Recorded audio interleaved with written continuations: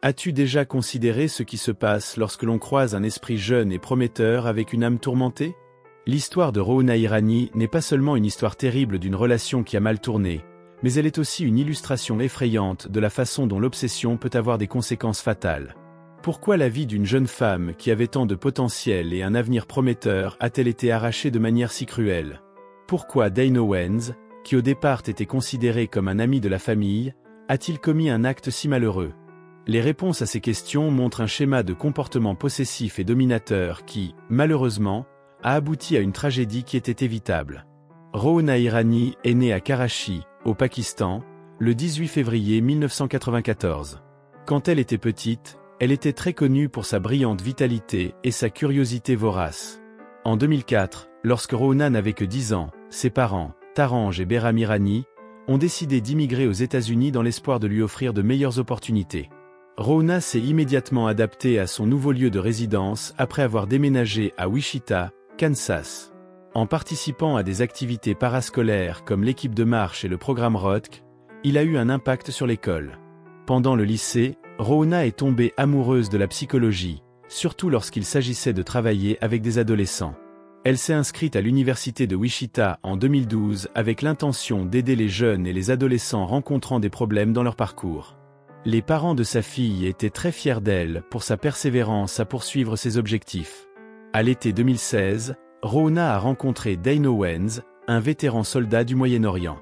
Dane, malgré le fait qu'il vienne d'une famille aisée, devait faire face aux blessures de son expérience de combat.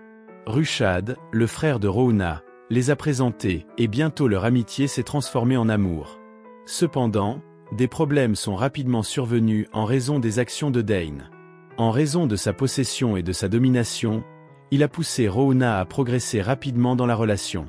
Il lui a proposé mariage un mois après qu'il ait commencé à sortir ensemble, disant qu'il souhaitait fonder une famille le plus tôt possible. Rouna n'était pas prête pour ce genre d'engagement. Son objectif était de prioriser son éducation et son avancement professionnel plutôt que le mariage et la création d'une famille. Après être sorti seulement 2 mois, il a décidé de rompre avec Dane en septembre 2016 parce qu'il sentait que leurs aspirations pour leur vie ne correspondaient pas. Parce qu'elle pensait qu'il serait mieux pour eux deux d'avoir une séparation définitive, elle a bloqué Dane sur les réseaux sociaux. Dane a commencé à embêter Rushad et a essayé de persuader le frère de Rouna de récupérer son ex-petite amie, mais il ne pouvait pas accepter la séparation. Il insista sur le fait que son amour était si spécial qu'il ne pouvait pas être gaspillé. Rushad a clairement fait comprendre à Dane qu'il devait laisser Rouna tranquille sous peine de faire face à des conséquences légales en raison des actions compulsives de Dane. La famille Irani croyait que le problème était résolu lorsque Dane semblait se rendre face à cette menace. Cependant, lorsque Dane prit une décision le 3 octobre 2016, tout changea. Il se dirigea vers la maison de Rouna avec l'intention de l'affronter, armé d'un pistolet calibre .45.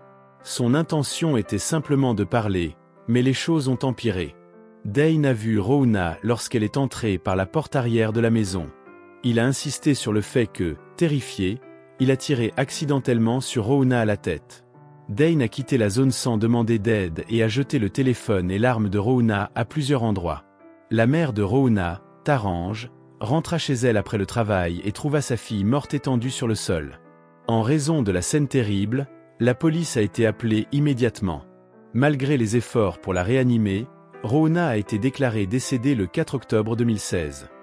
Dès le début de l'enquête, Dane a été identifié comme le principal suspect. Il a insisté sur le fait que le tir était involontaire, malgré le fait que les preuves médico-légales le contredisaient. Les tests supplémentaires et la trajectoire de la balle ont indiqué que le tir était intentionnel. De plus, les actions contrôlantes et possessives de Dane avant le crime ont montré qu'il ne pouvait pas accepter la rupture de la relation. Le procès de Dane Owens a eu lieu en octobre 2018. L'accusation selon laquelle Dane avait l'intention de tuer Rouna a été présentée par le parquet.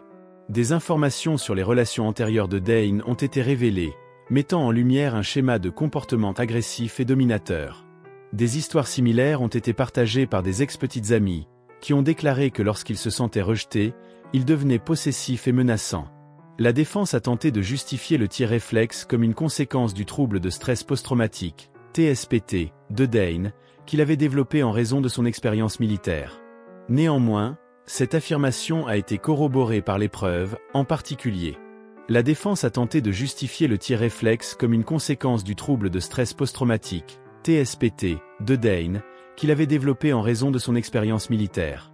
Néanmoins, cette affirmation a été corroborée par les preuves, notamment le fait qu'aucune aide n'a été apportée à Roona après la fusillade. Le jury a décidé de condamner Dane pour meurtre au premier degré après avoir examiné l'affaire. Il a été condamné à une peine de réclusion à perpétuité avec possibilité de libération conditionnelle après 25 ans, en plus d'une peine de 43 mois pour agression violente. Le tragique décès de Roona Irani sert de rappel édifiant des dangers du comportement compulsif et dominateur. Une vie pleine de promesses a été interrompue cruellement par quelqu'un qui n'a pas pu accepter la fin d'une relation.